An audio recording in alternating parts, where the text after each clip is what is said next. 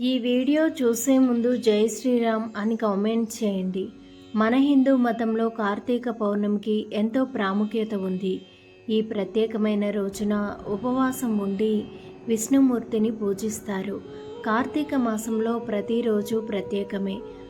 అయితే కార్తీక మాసంలో వచ్చే కార్తీక పౌర్ణమికి మాత్రం చాలా విశిష్టత ఉంటుంది.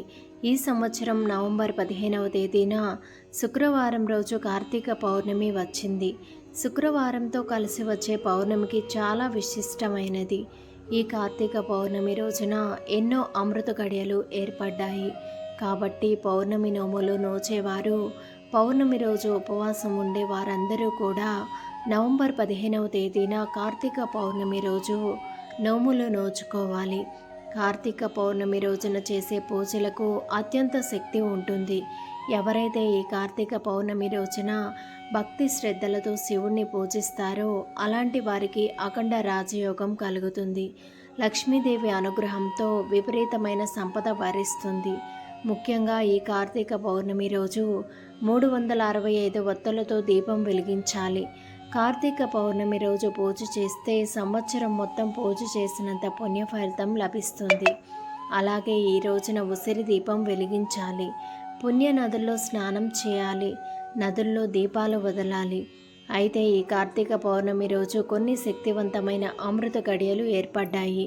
కాబట్టి ఈ కార్తీక పౌర్ణమి రోజు అనగా నవంబర్ 15వ తేదీన ఏ సమయంలో 365 ఒత్తులతో దీపం వెలిగిస్తే మీ ఇంట్లో లక్ష్మీదేవి తాండవిస్తుందో ఈ వీడియోలో తెలుసుకుందాం. కార్తీక పౌర్ణమి రోజున తెల్లవారుజామునే నిద్రలేచి సముద్ర స్నానం చేయాలి. ఈ రోజున పుణ్యనదుల్లో స్నానం చేస్తే ముక్కోటి దేవతల ఆశీర్వాదం కలుగుతుంది. జాతక దోషాలన్నీ తొలగిపోయి మీ జాతకంలో అదృష్టం పెరుగుతుంది. సముద్ర స్నానం చేయలేని వాళ్ళు ఇంట్లో స్నానం చేసేటప్పుడు నీటిలో గంగాజలం వేసుకొని స్నానం చేయండి. గంగాజలం కూడా అందుబాటులో లేకపోతే స్నానం చేసేటప్పుడు నీటిలో కొంచెం పసుపు వేసుకొని స్నానం చేస్తే పుణ్య నదుల్లో స్నానం చేసినంత ఫలితం దక్కుతుంది. చన్నీటితో తల స్నానం చేసి ఇల్లంతా శుభ్రం చేసుకొని ఇంట్లో పూజ చేసుకోవాలి.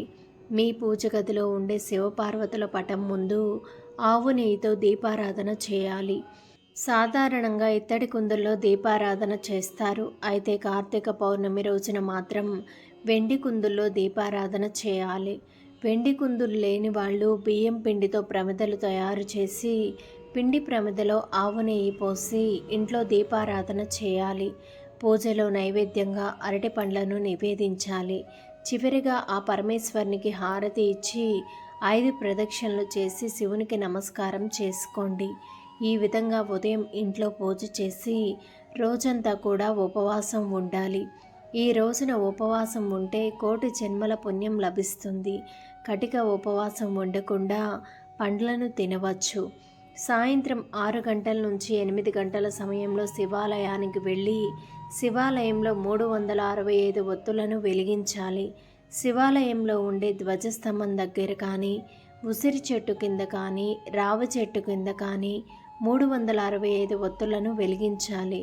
ముందుగా అష్టదళ ముగ్గు వేసి ముగ్గుపైన పసుపు కుంకుమలు వేసి గౌరీదేవిని తయారు చేసి గౌరీదేవి ముందు 2 మట్టి ప్రమిదలను పెట్టి మట్టి ప్రమిదల్లో ఆవు నెయ్యిని పోసి 365 ఒత్తులతో దీపాన్ని వెలిగించండి. ఈ దీపాన్ని వెలిగించిన మరుక్షణమే ముక్కోటి దేవతలందరూ కూడా ప్రత్యక్షమవుతారట. తర్వాత దీపానికి అక్షింతలు వేసి నమస్కారం చేసుకోండి. అలాగే 365 ఒత్తులతో పాటుగా ఉసిరి దీపాన్ని కూడా వెలిగించవచ్చు. ఈ రోజున ఉసిరి దీపం వెలిగిస్తే లక్ష్మీదేవి ఆశీర్వాదంతో మీ ఇల్లంతా కూడా కనక వర్షంతో నిండిపోతుంది. ఉసిరికాయ పైన నెయ్యి వత్తులను పెట్టి ఉసిరి దీపం వెలిగించాలి. ఈ కార్తీక పౌర్ణమి రోజున శివాలయంలో ఉన్న ధ్వజస్తంభాన్ని ముట్టుకొని మీ మనస్సులో ఏది కోరుకున్నా సరే అది ఖచ్చితంగా నెరవేరుతుంది. శివాలయాల్లో దీపాలు వెలిగించలేని వారు తులసి కోట ముందు 365 ఒత్తుల దీపం వెలిగించవచ్చు. ఈ శక్తివంతమైన కార్తీక పౌర్ణమి రోజున తులసిమాత భూమిపైకి వస్తుందని నమ్మకం. కాబట్టి తులసి కోట ముందు నెయ్యి దీపం వెలిగించి తులసి చెట్టుకి 3 ప్రదక్షిణలు చేస్తే స్త్రీలకు దీర్ఘ సుమంగళి ప్రాప్తి కలుగుతుంది.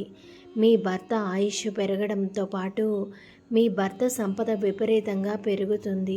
అన్నింటికన్నా ముఖ్యంగా ఈ కార్తీక పౌర్ణమి రోజు ఏదైనా నది వద్దకు వెళ్ళి అరటి తొప్పలో దీపం వెలిగించి నదిలో వదలాలి.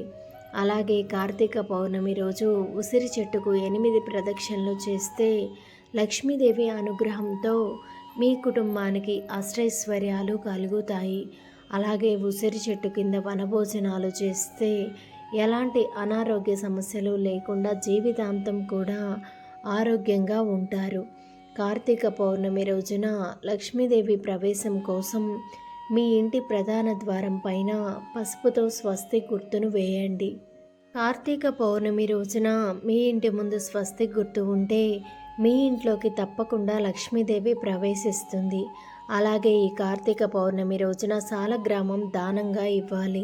అలాగే గోమాతకు పచ్చిగడ్డిని తినిపిస్తే జన్మ జన్మల అదృష్టం కలుగుతుంది. కార్తీక పౌర్ణమి రోజున శివాలయంలో రుద్రాభిషేకం జరిపిస్తే 7 తరాలు ఐశ్వర్యం కలుగుతుంది. మీ ఇల్లంతా కూడా సిరి సంపదలతో నిండిపోతుంది. కోటి జన్మల పుణ్యఫలం లభిస్తుంది.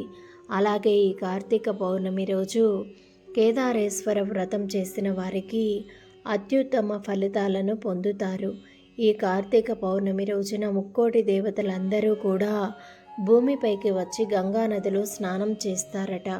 కాబట్టి కార్తీక పౌర్ణమి రోజున నదీ స్నానం చేసి నీటిలో దీపాలను విడిచిపెడితే జన్మ జన్మల అదృష్టం కలుగుతుంది. ఈ కార్తీక పౌర్ణమి రోజు ముక్కోటి దేవతలను సంతోషపెట్టాలంటే పేదవారికి దానం చేయండి. ఈ రోజున చేసే దానాల వల్ల కోటి రెట్ల పుణ్యఫలాన్ని పొందుతారు. ముఖ్యంగా నెయ్యిని దానం చేస్తే మీ ఇంటి సంపద పెరిగి ఆకస్మిక ధనయోగం కలుగుతుందని అంటారు. చాలామంది దీపారాధన చేసే ముందు వత్తులను వేసి తర్వాత నూనెను పోస్తుంటారు. అయితే ఇలా అస్సలు చేయకూడదు. దీపారాధన చేసే సమయంలో ముందుగా నూనె పోసి ఆ తర్వాత వత్తులను వేయాలి. ఈ రోజున సత్యనారాయణ వ్రతం చేసిన వారికి శ్రీ మహావిష్ణువు అనుగ్రహం తప్పకుండా లభిస్తుంది. ధన్యవాదములు. ఈ వీడియోని లైక్ చేసి మా ఛానల్ని సబ్స్క్రైబ్ చేసుకొని సపోర్ట్ చేయండి. అలానే వీడియోని చివరి వరకు చూసినట్లయితే జై శ్రీరామ్ అని తప్పకుండా కామెంట్ చేయండి.